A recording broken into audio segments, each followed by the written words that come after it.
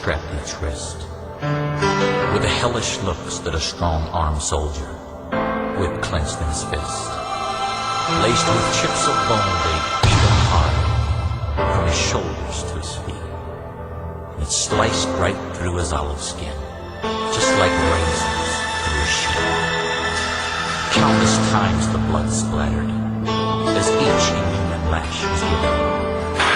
Several times his knees gave way, as his flesh just hung like ribbons. Then surprisingly, he turned his head, though the words he used were few. The soldier's face turned pale when he said, "This blood is for you."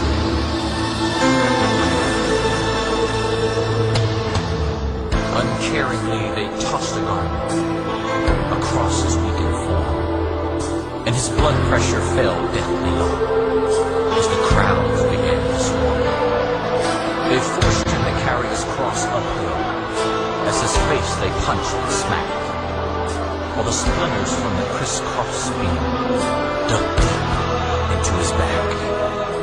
Through lack of sleep and dehydration, his tongue began to swell, and weakened by his loss of blood, this prophet teacher fell. And when he did, some blood splattered on a man named Simon's shoe. And as he bent to wipe it off, the prophet looked and said, "Simon, this blood is for you." This blood can save the soul, heal the sick, mend the heart.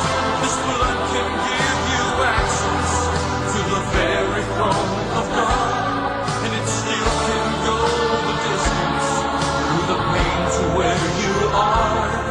This blood is for you, the blood of the Lamb.